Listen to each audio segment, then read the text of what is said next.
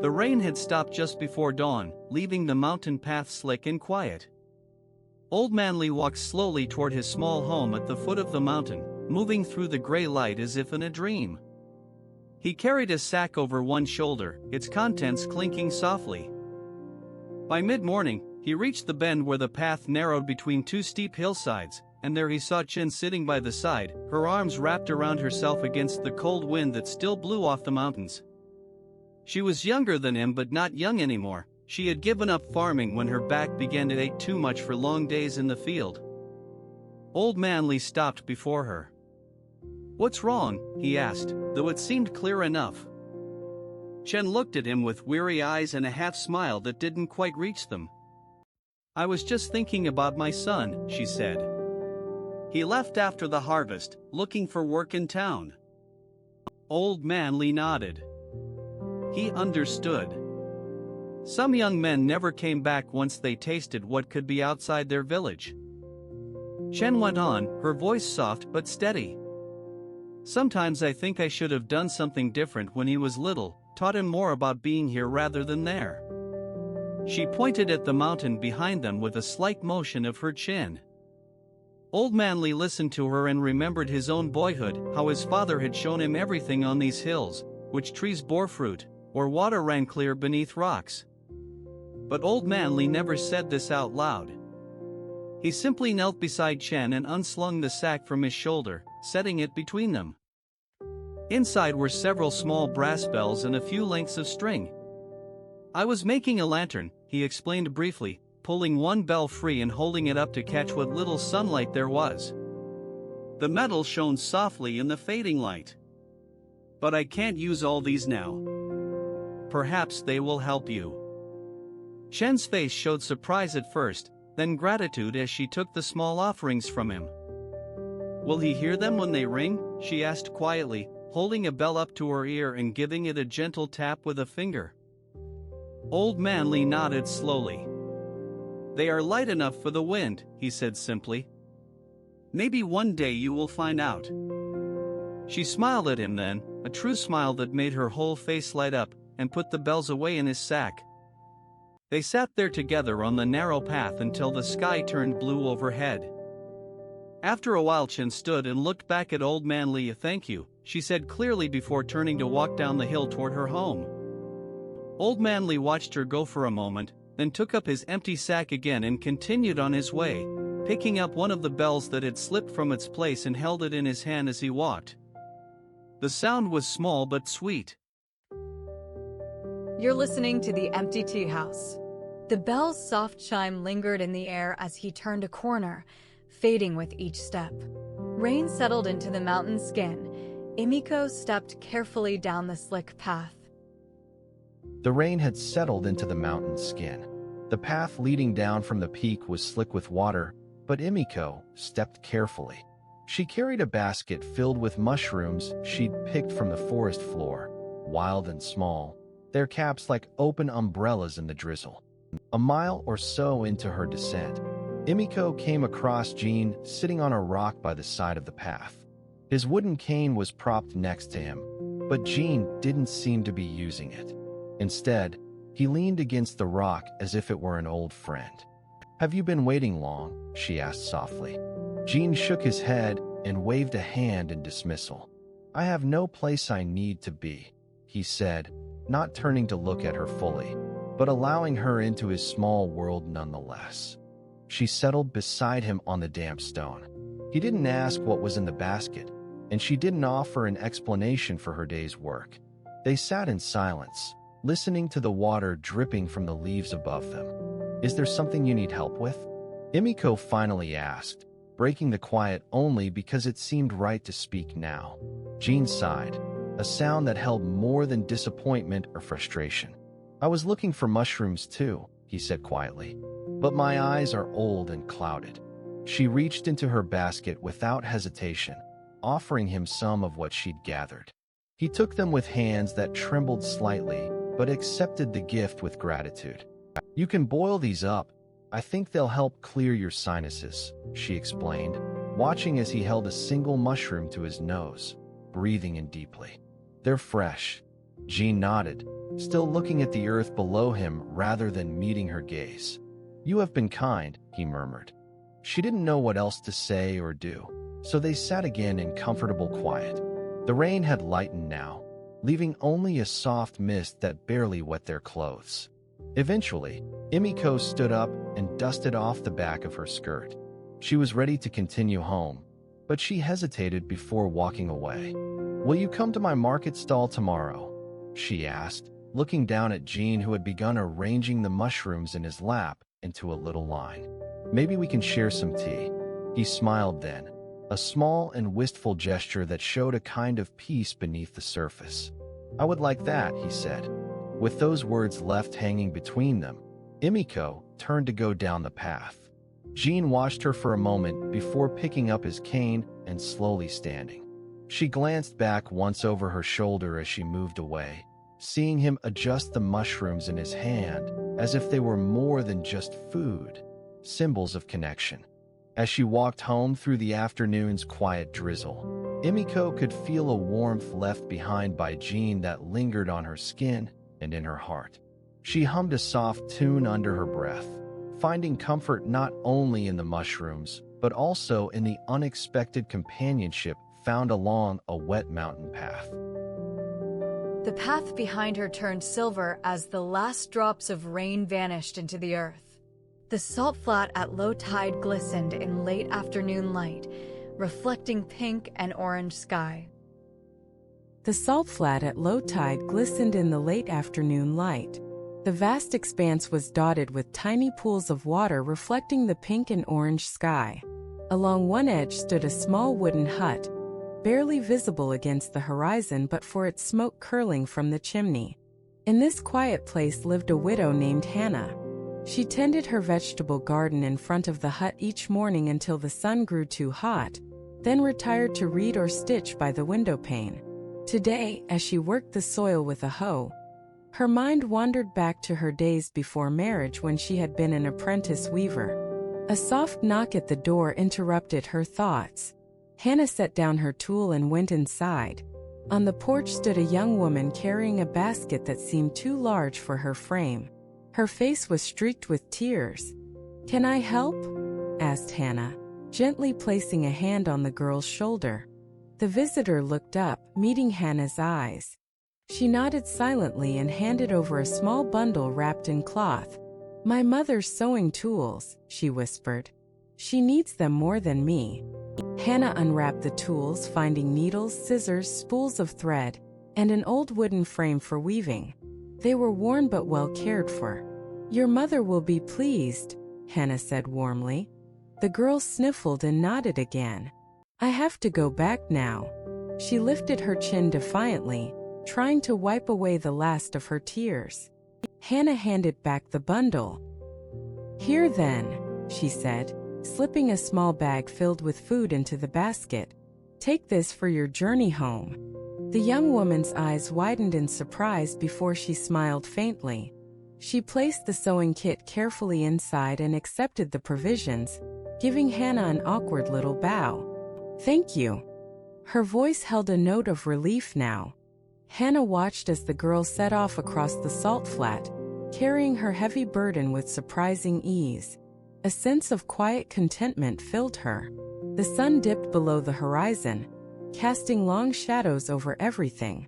In the fading light, Hannah stepped out onto the porch to retrieve a blanket for herself. As she did so, she noticed one last item remaining on the floor: 2 thread spools tied together with string. She bent down and picked them up, recognizing them as something her old mentor had once used while teaching weaving. With this, she turned back inside, settling in front of the fire that was now crackling warmly within the hut. The salt flat was silent outside except for a gentle breeze that rustled through nearby reeds. Hannah's heart felt light with something she couldn't name but knew to be precious and rare. The firelight flickered over the thread spools, casting shadows that danced like old memories. In dawn's quiet, beneath a solitary persimmon tree in Temple Courtyard, Akiko knelt beside an old man planting seeds. In the quiet of dawn, Beneath the solitary persimmon tree in the courtyard of a small temple, a young woman named Akiko knelt beside an old man who was slowly planting seeds. The air carried a faint chill and the scent of wet earth. The old man paused, his hands wrinkling around each seed he placed into the soil. "Do you remember this tree?" he asked without looking up from his work. Akiko nodded. "It was here when I first came to the temple as a child. It's been over 30 years since then," he said softly, tucking another seed beneath the ground. His movements were slow and deliberate, each one careful. "How many have you planted?" she asked, crouching down beside him with her own small pouch of seeds. He glanced at her but did not stop planting. "More than I can count." She reached into her pouch and took out a seed, placing it gently next to the old man's hand. He looked at it, then back up at Akiko. His eyes held a mix of curiosity and something deeper. "Why are you here today?" he asked, his voice steady but with an underlying question that seemed to probe beneath the surface. Akiko paused for a moment, her fingers curling around the empty space where she had just placed the seed. "To honor my teacher," she said finally. The old man nodded and continued planting, a silence settling between them as they worked in rhythm. The courtyard was still, save for the occasional rustle of leaves blown by a light breeze. As Akiko reached into her pouch one last time, her hand met only air. She smiled faintly, looking down at her empty hands before glancing over to where the old man sat, already moving on to another row in the soil. "Is it done?" she asked softly after a while. He nodded without turning his head. "Yes." She stood up and dusted off her skirt. The sun was just beginning its slow ascent, casting long shadows across the courtyard. Akiko watched as the old man's back bent over the last row of seeds he planted for today. She walked to where she had first come in and saw the tree was now covered in small buds pushing up against the blue sky. She felt a momentary pang of regret for not having enough seeds, but then looked at her hands again, empty yet full. She returned to the old man's side as he stood up, brushing off his knees. He handed her a spade, already half buried in soil. "Would you like to take this with you?" His eyes were kind and inviting. Akiko took it without hesitation. As she turned away from him, back towards the gate of the temple courtyard, sunlight glinted off the tip of the spade as she carried it down the path, heading into the new day. The spade's tip cast a single shadow stretching ahead of her.